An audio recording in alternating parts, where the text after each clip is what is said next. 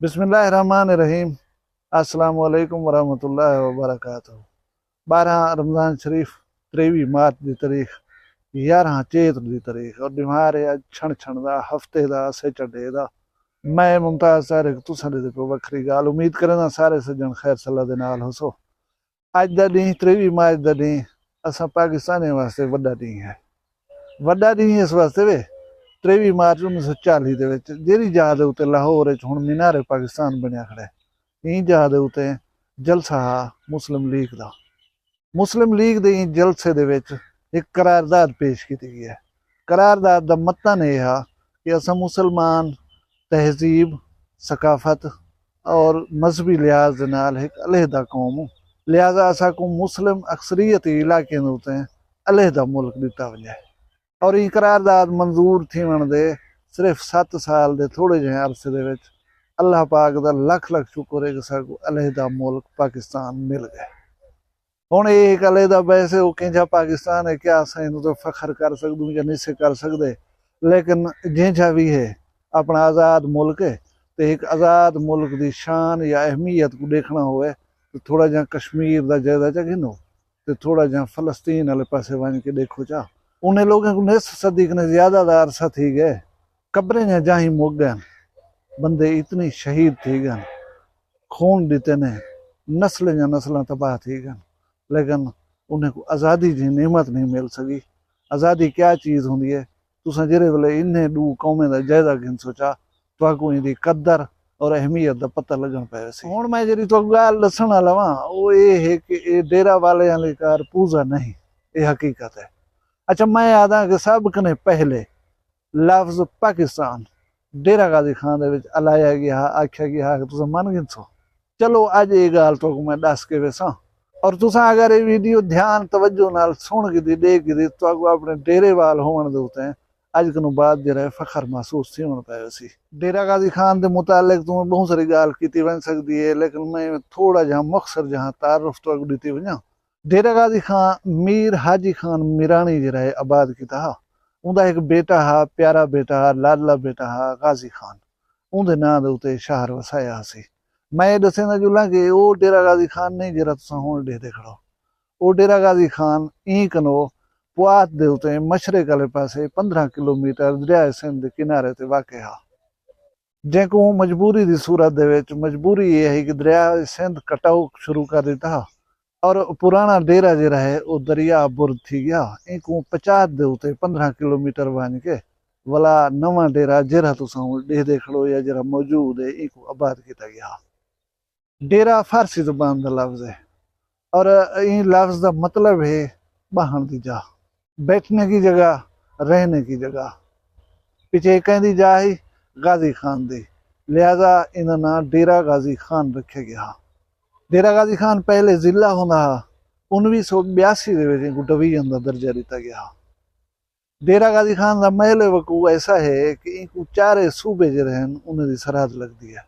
पचादी पासों Balochistan, ube पासों डेरा Ismail Khan KPK सूबा लग वेंदे और लम्बे पासे इनकी छेकड़ी जी बॉर्डर है वो सूबा सिंध के इलाके सखर और किशमोर को लगता। हुण वो गाल जी मैं तो शुरू दस गया तो मैं दसण चाहना कि लफ्ज पाकिस्तान सब ने पहले डेरा गाजी खान दे विच बोलिया गया, इस्तेमाल किया गया, आख्या गया, वो मैं तो साबित कर देना। पहले ये गिनो कि लफ्ज पाकिस्तान का खालिक कौन है। लफ्ज पाकिस्तान को तख्लीक किया या जै ये ना दिता वो हन चौधरी रहमत अली साहब 1903 ने थोड़ा जहाँ पहले रुझान दे इलाके जेरे जिला डेरा गाजी खान दे शामिल होने हैं उथा ही मजारी स्टेट। चौधरी रहमत अली साहब मजारी स्टेट दे मुशीर हैं। मीर बलकशीर मजारी और सरदार शेरबाज खान मजारी दे अतालीक मुकर्रर हैं, यानी वो इतना ही मजारी स्टेट दे अतालीक दी हैसियत दे नाल रहंदे पान। हुण चौधरी रहमत अली साहब दे बाद 1934 जुलो पे यानी सिर्फ 4 साल बाद 1934 दे विच डेरा गाजी खान दा एक सहाफी आ शेर मुहम्मद, वो अपने नां दे नाल पहली दफा शेर मुहम्मद पाकिस्तानी लिखण शुरू किया और ये एजाज भी डेरा गाजी खान दे लोगों को हासिल है कि उन्हें यादगार पाकिस्तान दे तौर दे होता है। तुसा हुण जरा दे खड़ो पाकिस्तानी चौक इनकी तामीर की थी 1934 ਦੇ ਵਿੱਚ। यानी लफ्ज पाकिस्तान और पाकिस्तान अलहदा मुल्क का तस्वर 1934 ਦੇ ਵਿੱਚ डेरा गाजी खान ਦੇ ਵਿੱਚ मौजूद है पिया। और उन वेले हुकूमत है यूनियनिस्ट पार्टी की, उनके खिलाफ जेरे वेले तहरीक सिविल नाफरमानी की शुरू थी है, ही डेरा गाजी खान दे पाकिस्तानी चौक के उतो ही तहरीक दे जलूस का आगाज किया गया। और ही पाकिस्तानी चौक के उत्ते जेरे एहतजाजी मुजाहरीन होंदे हैं वो कट्ठे भी थींदे हैं, इत्थां लोग तकरीरां भी करते हैं और आवाम को मोटिवेट किया वेंदा, उन्हें को जज्बा दिवाया वेंदा, उन्हें को दसाया वेंदा कि यूनियनिस्ट पार्टी की हुकूमत है जरी असां इहदे नाल तामुन नहीं करना, असां अलहदा मुल्क वाले पासे वेंदे पियूं। यानी करारदाद पाकिस्तान पेश थिवण को 6 साल पहले डेरा गाजी खान दे लोग पाकिस्तान का ना ही चाहते होते हैं। पाकिस्तान दे वास्ते जी जिद्दोजहद शुरू थी वो भी शुरू कर चुके हैं पाकिस्तान दे वास्ते। यह ना फखर या एजाज वाली गाल भी एक जी सबक ने नुमाया वखरी और काबिल फखर गाल है। वो ये है कि पूरी दुनिया दे विच ई वेले 200 कई मुल्क हैं, उन्हें सारे मुल्कों के विचों सिर्फ 7 ओनली 7 मुल्क ऐसे हैं जिन्हें को एटमी टेक्नोलॉजी की सहूलत हासिल है, यानी जिन्हें को एटम बम है। और 58-60 इस्लामी मुल्क जेरे दुनिया के उत्ते उन्हें दे विचों पाकिस्तान तो वाला मुल्क वाहिद मुल्क है जिन्हें को एटम बम है। जेरी टेक्नोलॉजी की वजह कने पाकिस्तान महफूज है, पाकिस्तान नाकाबिल तस्खीर है।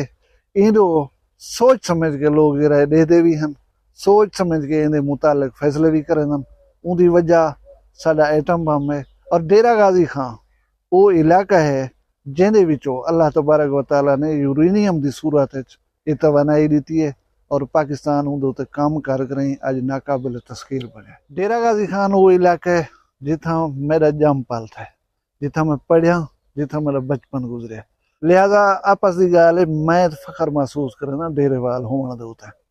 जिमें अज के ग्लोबल विलेज दे विच वो सरजमीन जिंदे विच तुसां रहंदे पियो काबिल एहतराम होंदी है, उवें वो सरजमीन या वो इलाका या वो एरिया जिथा तुसां जायो, जिथा तुहाडे नाड़े पीते हैं, जिथा तुसां पढ़ियो, जिथा तुहाडा गोल्डन पीरियड बचपन का गुजरे, वो इलाके का तुहाडे उत्ते हक है कि तुसां उनका मुस्बत चेहरा जरा है वो लोगों के सामने रखो, दुनिया को समझण दे विच मदद करो। अच्छा 23 मार्च है योम करारदाद पाकिस्तान है, यानी पहली सेल रखी गई मेरा मुल्क प्यारा पाकिस्तान बनाने के वास्ते।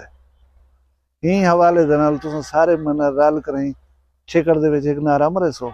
वीडियो आ गई पसंद है कुछ करो लाइक, चैनल वखरी गाल को सब्सक्राइब च करो। अपना ढेर सारा ख्याल रखा है, मैं को दुनिया याद रखा है जींदे उसू कल वाला भी एक वखरी गाल नाल मिलसूं। फिलहाल मैं को इजाजत दो, हुण मैं नाल नारा मरे सो पाकिस्तान जिंदाबाद।